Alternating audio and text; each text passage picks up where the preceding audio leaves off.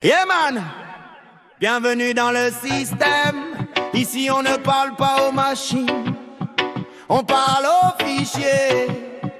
Écoute le rythme du noyau.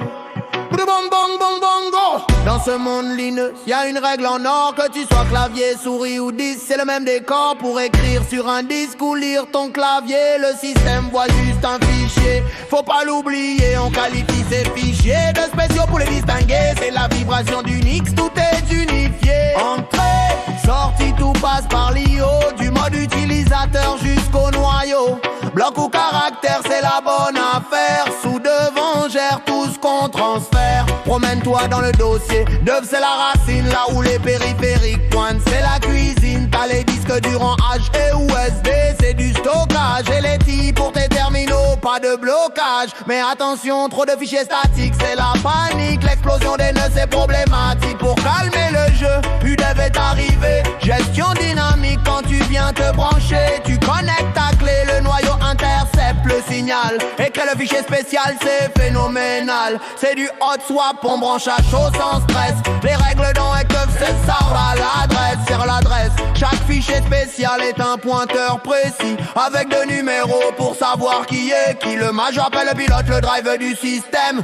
Le minor trouve l'unité, ça règle le problème. C'est comme l'adresse de ta maison dans le quartier. Pour que le noyau sache où aller frapper, y a deux façons de danser sur ce rythme. Le mode caractère, c'est du brut, c'est l'intime. Lettre par lettre, sans tampon comme un flux tendu. Pour tes terminaux où la souris s'est entendue. Mais pour le disque dur, on passe en mode bloc. On transfère par paquet, c'est du solide comme un roc. Le disque est mécanique, il est trop lent. Alors on utilise la RAM, on gagne du temps. Le buffer patch garde les données au chaud. Pour minimiser les accès, c'est le bon créneau. Le noyau vérifie le cache avant de lire. Si c'est déjà là, pas besoin de courir. Le noyau est modulaire, il n'est pas figé. Si t'as un nouveau matos, pas besoin de compiler.